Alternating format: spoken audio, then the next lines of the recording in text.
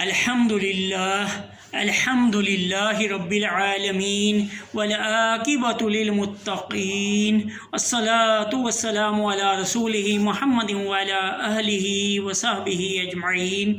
معزز سامعین کرام، آج کی میری گفتگو کا عنوان ہے قرآن کی دعوت پہنچانے کے طریقہ ہائے کار اور تیاری درس قرآن۔ تو سامعین محترم، اللہ رب العالمین قرآن مجید فرقان حمید میں فرماتا ہے، اعوذ باللہ من الشیطان الرجیم، بسم اللہ الرحمن الرحیم، ادعو الی سبیل ربک بالحکمۃ والموعظۃ، صدق اللہ العظیم۔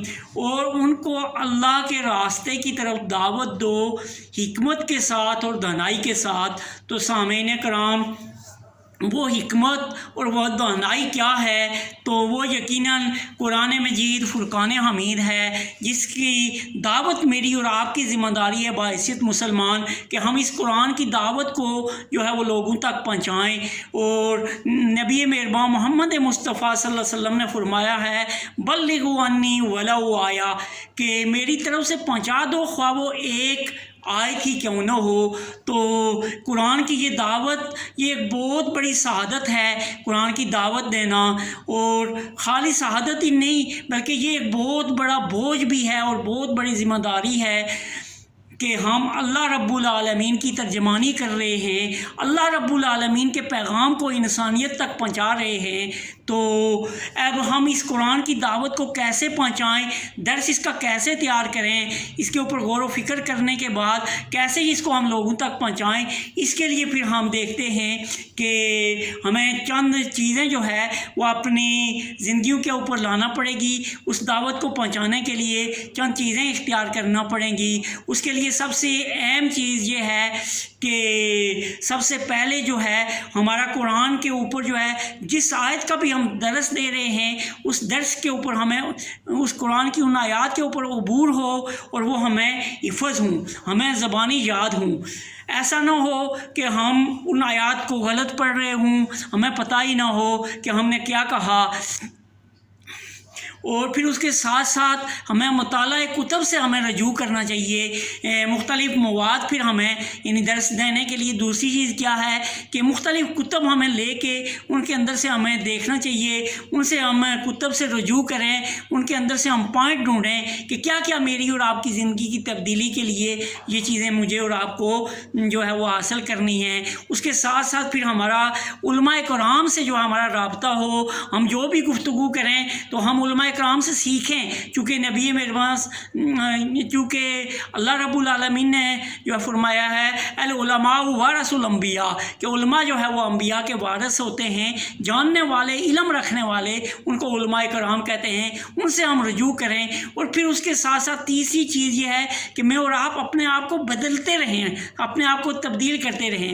نبی مہربان صلی اللہ علیہ وسلم نے فرمایا، تباہ ہو گیا وہ شخص کہ جس کا آج اس کے کل سے بہتر نہیں ہے۔ اور وہ کیسے بدلیں گے کہ میں اور آپ قرآن کی روزانہ اگر ایک دو آیات حفظ کریں گے، ان کا ترجمہ سیکھتے جائیں گے، پھر ان کے ابلاغ کے لیے جو ہے وہ ہم جو ہے اس طرح کریں گے، کتب سے بھی جو ہے وہ رجوع کریں گے، علماء کرام سے رجوع کریں گے اور اپنے آپ کو تبدیل کرتے رہیں گے۔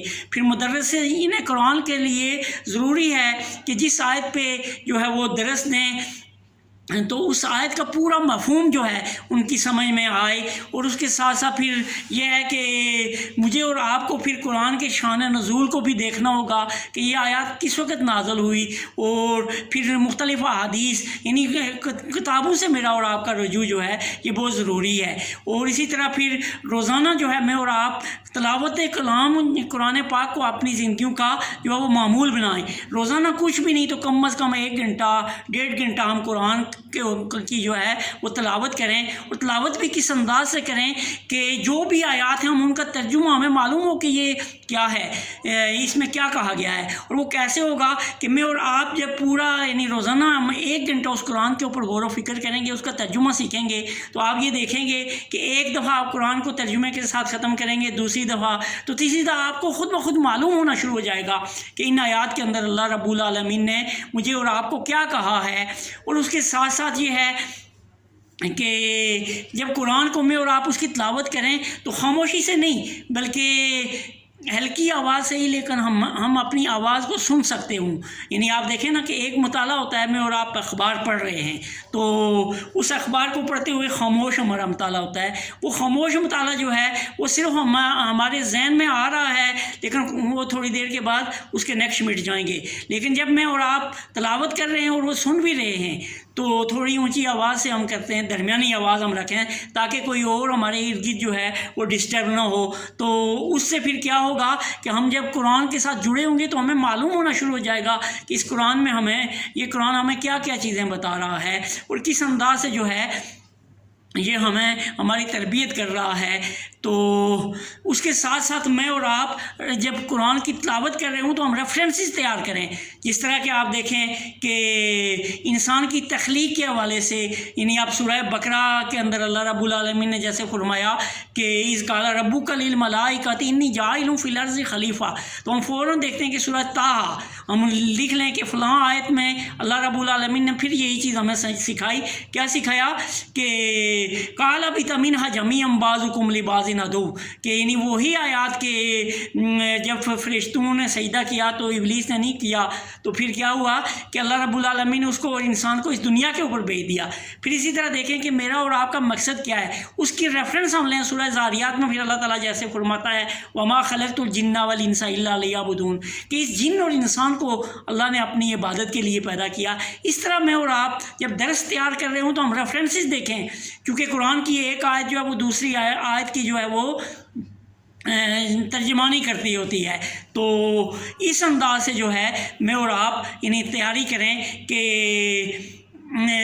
کون سی آیت جو ہے اس کی دوسری جگہ پہ ترجمانی کی گئی ہے. پھر اسی طرح میرا اور آپ کا احادیث کے ساتھ بھی تعلق ہو. اور یہ کیسے ہوگا کہ میں اور آپ جب اس قرآن کے ساتھ میرا اور آپ کا تعلق جڑا ہوگا، میں اور آپ اس قرآن کے داعی بنے ہوئے ہوں گے، تو پھر میرا اور آپ کا اس کے ساتھ تعلق ہوگا تو ہمیں پتہ چلے گا ہم قرآن کی آیت تلاوت کر رہے ہیں، یہ فلاں آیت ہم نے پڑھی تھی تو پچھلی فلاں آیت میں بھی یہی چیز اللہ رب العالمین نے بتائی تھی اور یہاں بھی یہ بتائی تھی. پھر اسی طرح ہم ان کے معنی کے اوپر غور و فکر کریں گے تو خود بخود یہ قرآن پھر ہماری زندگیوں کو تبدیل کرنا شروع کرے گا. تو قرآن کی دعوت دینے کے لیے ایک مدرس کے لیے یہ ضروری ہے کہ سب سے پہلے تو جو آیت کا درس دے رہا ہو اس کو حفظ زبانی ہونے چاہیے. پھر اس کے ساتھ ساتھ کتب سے رجوع کرے، علماء کرام سے رجوع کرے، اپنے آپ کو بہتر کرے.